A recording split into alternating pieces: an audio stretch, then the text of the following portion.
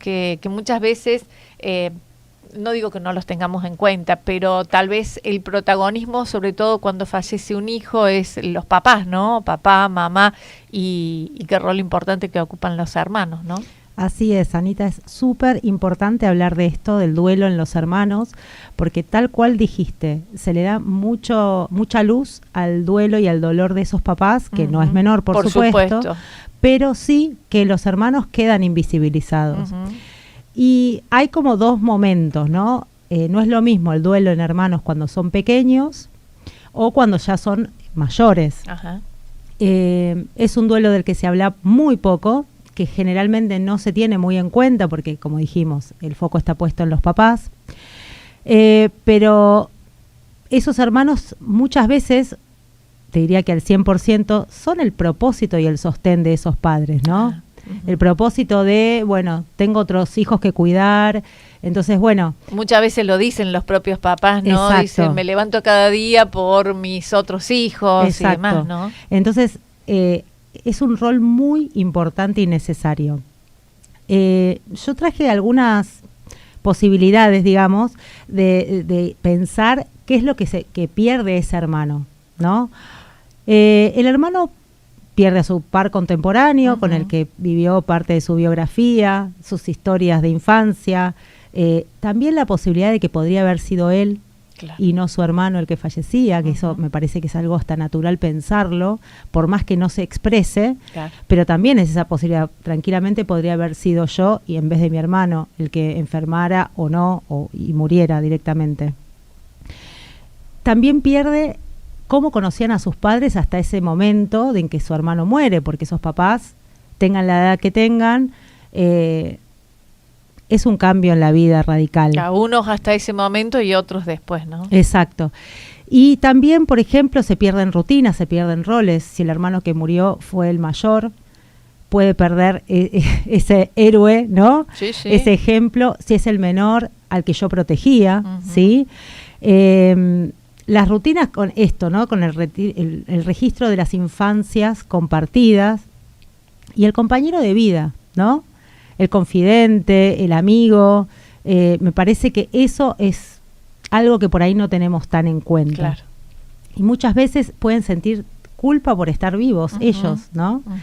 Entonces, hace poco una chica me contaba que, bueno, su hermano había muerto y que ella era muy compinche de su mamá, hasta que su hermano murió, y que su mamá es otra persona, y que ella no solamente perdió a su hermano, realmente duelaba a su madre y a la relación que tenían, y que tampoco ella podía ayudarla, ¿no? Claro. Ella y el resto de sus hermanos. Y digo, claro, esos hermanos, siendo el sostén, digamos, priorizan el duelo de sus padres, tengo que sostener a mi mamá, exacto, a mi papá. Hay como una responsabilidad. Exacto, entonces también es importante. Y también cuando son adultos, digamos, y pierden un hermano, siendo a todos adultos, también esta soledad, ¿no? De decir, mis padres solo dependen de mí, en el caso que sea un solo hermano el que queda vivo, ¿no? La responsabilidad del cuidado de mis padres queda para mí, todas las decisiones. Tengo que hacer como que siga estando, o sea, como que no, para que no se note la ausencia, ¿no? Exactamente. Y me imagino ese hermano o esa hermana en el hecho de querer cubrir esos espacios para que sus papás no estén tan tristes. Exactamente. Entonces muchas veces esos duelos se van posponiendo, porque, como siempre decimos, en los duelos también nos marca el reloj la urgencia. Claro. Entonces por ahí, bueno, ahora yo no me ocupo de mí, me ocupo de mis padres, me ocupo, ¿no? Entonces es necesario que tengan lugares y espacios. Hay muchos grupos hoy en día de duelo de hermanos, donde pueden hablar libremente de lo que sienten, y en general son, digamos, se va repitiendo esta sensación de podría haber sido yo, o no me ven, ¿no? Claro. No me ven, no tengo un lugar donde poder ir a recurrir a mis padres, porque mis padres son otras personas, se han apagado, entonces también es ese espacio. Claro, no me registran, ¿no? Exacto. Qué triste. Y cuando son niños también, cuando son adultos, por supuesto, pero cuando son niños también se marca mucho la perspectiva que ellos tienen desde que murió ese hermano a medida que van creciendo, ¿no? digamos, de lo vivido, el registro de lo vivido. Entonces, si por ejemplo un niño perdió a su hermano antes de la adolescencia, va a tener un registro de ese momento, pero cuando entra en la adolescencia, como todos sabemos, hay un cambio fuerte, ¿no? De personalidad.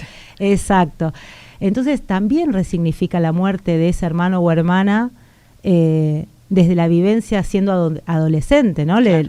Cambia la perspectiva de muchas miradas que en su momento de más niño no la tenía, y cuando sale de esa adolescencia y entra en la adultez, exactamente lo mismo, también vuelve a resignificar la muerte de ese hermano. Entonces, digo, es importante darle lugar, es un duelo invisibilizado también, es necesario mirar a esos hermanos, porque muchas veces tienden a aislarse, a llamarse a silencio, a no molestar, a ser invisibles para no cargar con un duelo más. Pero o un ya dolor. cargan ellos con una mochila, ¿no? Impresionante. Exacto. Entonces, claramente a ellos también los marca, porque si ese hermano tuvo una enfermedad, claramente transitaron todo ese proceso. Y si muere abruptamente, de la manera que sea, también, porque es un shock y decís, mira, capaz que fue en un accidente, entonces capaz que yo hacía lo mismo y me podría haber pasado a mí. Claro. Entonces es muy importante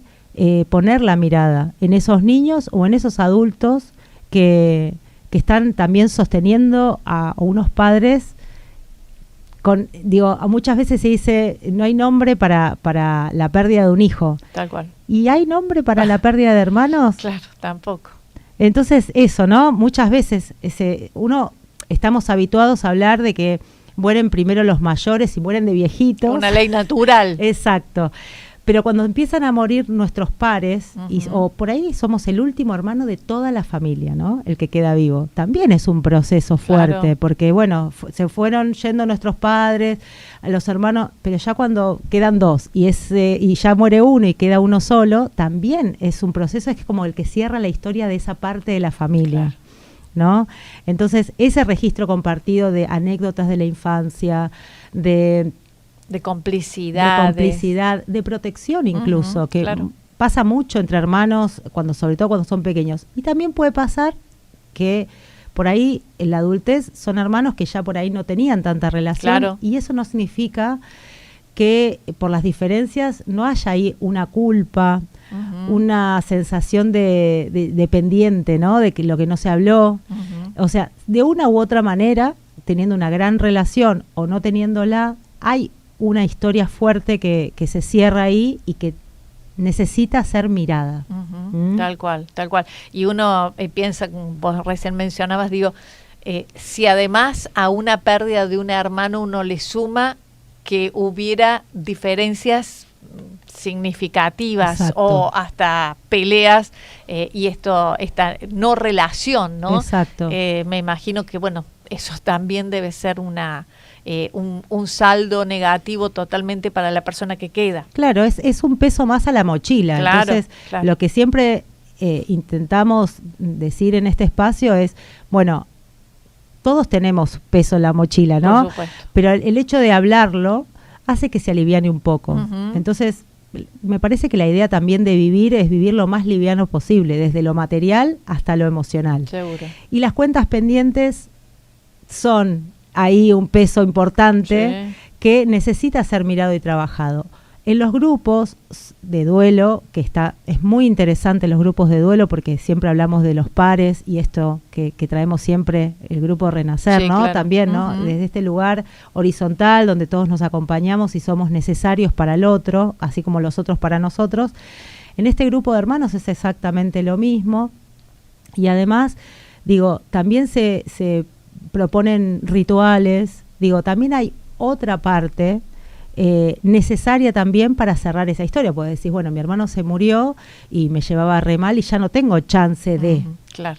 Sí, hay recursos que son necesarios, son importantes y son muy sanadores, claro, ¿no? Porque si no, vivimos la vida, bueno, ya está, ya perdí. Sí, esta mochila la tengo que soportar. Exacto, digamos. Pero sí hoy en día es importante esto, ¿no? De tener esa conciencia de transitoriedad, de esto de hoy estoy, mañana no lo sé, no desde el drama, sino desde la conciencia de, bueno, tengo una conversación pendiente con una persona que realmente me importa y voy por ello también, ¿no? Porque si no, nos pasamos la vida postergando, ¿no? Esto, bueno, después, o esperando que el otro... Creyendo que tenemos muchos después. Que somos eternos, ¿no? Entonces, también esto, ¿no? Entender la importancia del hoy en cuanto a resolver aquellas situaciones que querramos, por supuesto, ¿no? Claro. Nada tiene que ser obligado, porque si no, no tiene sentido. No sirve. Pero si uno tiene hoy en vida la conciencia de que hay un vínculo, puede ser con un hermano, que no da más que para eso, ese vínculo sanguíneo y ocasionalmente algo social y demás, no está mal. Pero digo, entendiendo que hay ahí un cierre, digamos, ¿no? De toda la información, de todo lo que se necesitó decir, o hay un cierre personal. Pero cuando no sucede eso, después ante la muerte inesperada, porque generalmente las muertes son inesperadas, porque bueno, nunca es suficiente tiempo de vida. Nunca estamos preparados, no, por supuesto. Incluso preparándonos, nunca es suficiente, claro, no, desde ya. Entonces, bueno, decir esto que nos está pasando, esta forma de vincularnos, aclarar quizás algo, todo tiene que ver con cómo lo siente uno. Pero para mí, si hay posibilidad de una sugerencia, es no nos quedemos con nada que nos haga daño adentro. Y si tenemos mucho enojo, bueno, también trabajar ese enojo. Por ahí no con la otra persona, pues no vamos a ir a pelearnos. Claro. Además. La idea no es esa, pero sí trabajar el enojo en nosotros. El perdón muchas veces no tiene que ver con el otro, tiene que ver con nosotros, ¿no? Y a veces eso se necesita. Así que hablemos del duelo de los hermanos, démosles espacio también, que es muy importante, sobre todo cuando son niños, y tampoco subestimemos en el caso de los niños, como hablamos siempre, de pensar que es chiquito, no entiende, porque es necesario. Sí, absolutamente. Belén, un gusto enorme como siempre, un disfrute compartir estos minutos y nos reencontramos dentro de 15 días. Así es, nos vemos. ¿Dónde te pueden encontrar? En mi Instagram, El Proceso de Amar, todo junto, y si no por mail, elprocesodeamar@gmail.com. Y por supuesto, El Proceso de Amar es el libro también que escribiste. Así es. Bien. Belén Props, muchas gracias. Nosotros seguimos compartiendo la mañana como siempre.